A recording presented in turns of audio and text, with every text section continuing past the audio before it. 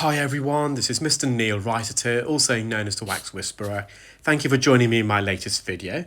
This is of a patient who attended with a really blocked left ear, and they typically have to have their ears cleaned on a regular basis, but on this occasion it's been around 10 years, in part due to COVID.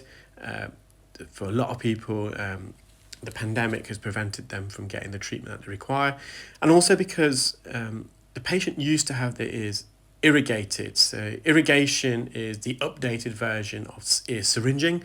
It's when water is essentially flushed into the ear to try to flush out and pump out this wax. And the difference between syringing and irrigation is a syringe, historically in the UK, it's banned now, but it used to be performed using a metal syringe. So it's a really high pressure syringe. And that's been superseded by an ear irrigation machine, which is where water can be flushed into the ear at a controllable rate. It's the same in essence as when you have when you go visit the dentist and they irrigate your mouth with using a controllable foot pump where they can flush water into your mouth. In fact, that's where irrigation stemmed from. So it was I think a dental nurse who thought of the concept, well, this would be really good to flush out an ear, and that's where irrigation was born, really.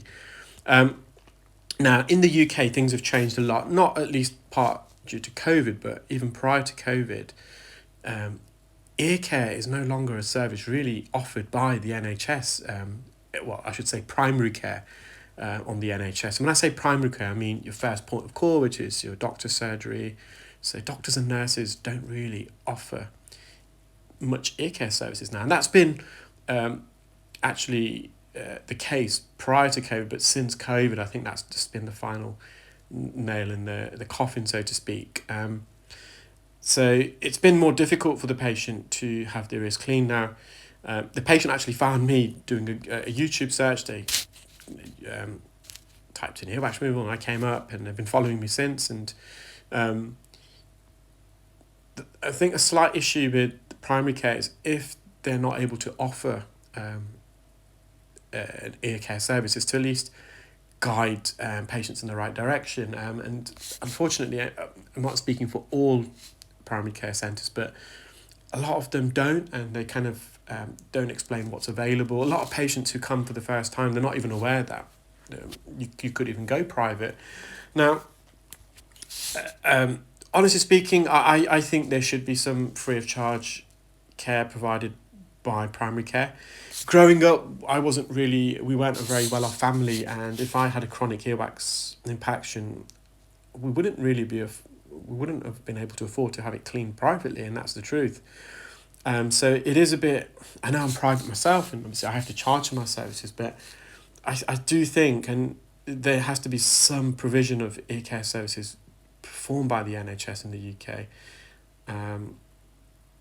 because unfortunately there's a lot of people out there that are not able to afford having this done privately, and some people need it done regularly. It's just not a one-off procedure. I'll come back to that in a moment. So I just had to use an ear hook there to remove this big plug of wax. I'm going to have some close-ups. You can see the skin that was enveloped around it. I thought that would be everything, but we looked back in the ear, and there's actually still a tremendous amount of wax still to remove, and it's quite shocking actually in the end of how much wax I actually managed to extract from this patient's ear.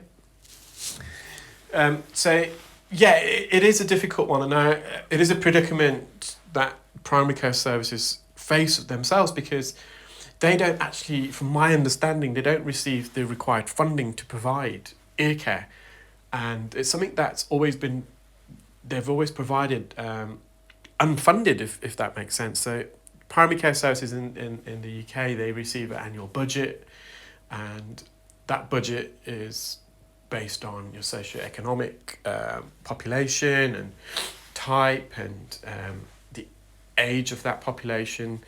For example, if you're a primary care centre in a young area, so to speak, then they may not need as much resources as having a primary care centre in a more elderly area, because of course elderly patients are going to more likely need the services from their doctor.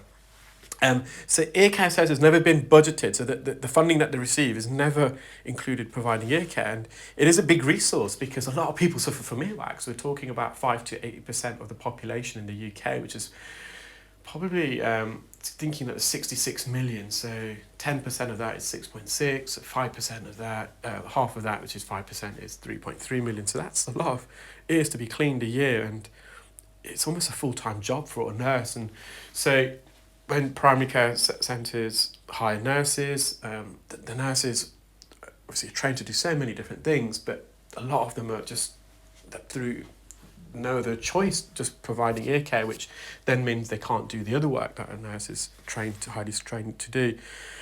So it is a bit of a conundrum, and I hope something can give, because the doctors still have the ability to refer patients to secondary care, so to an ENT department at the hospital, but that waiting list is like almost a year, if not longer. And ENT are more interested in more medical, like surgeries, for example, as opposed to ear care.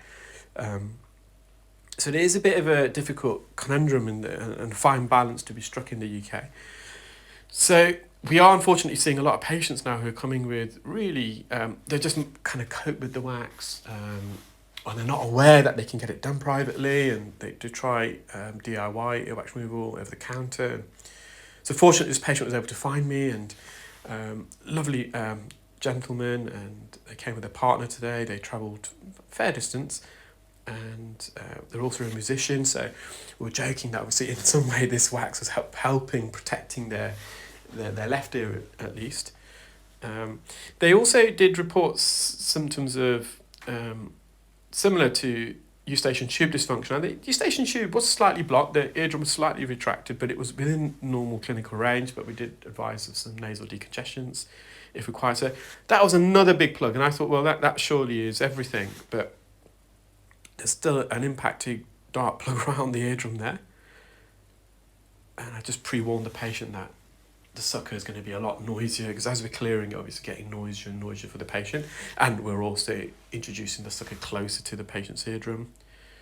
So we're just going to gently wriggle this out. There is some residual wax just coating the medial canal wall. I did go back in with a fine end just to hover over it, but we didn't want to make contact with the bony part of the ear canal because it's very sensitive, and some of it did come away, but I left a bit. It wasn't much of an issue. And you'll see that eardrum that is slightly retracted. You can actually also see the chorda tympani. So the chorda tympani is the nerve of taste, and it attaches to the anterior part of the tongue, actually. You'll see in a minute, when we go to a close-up, you'll see the chorda tympani. So I'm just using a fine end, I'm just hovering over this really sticky residual wax. It's a non-significant, a bit of wax is actually good for you guys, that we all produce wax for a reason. I produce quite a bit of wax, but my wax, fortunately, as it is at the moment, that might change as I get older, but my wax naturally migrates out of the ear. I've got a very wet, sticky wax, so I've got the specific gene mutation that gives me that. The chorda tympani is the nerve that was running kind of horizontal. Now, this is the patient's right ear.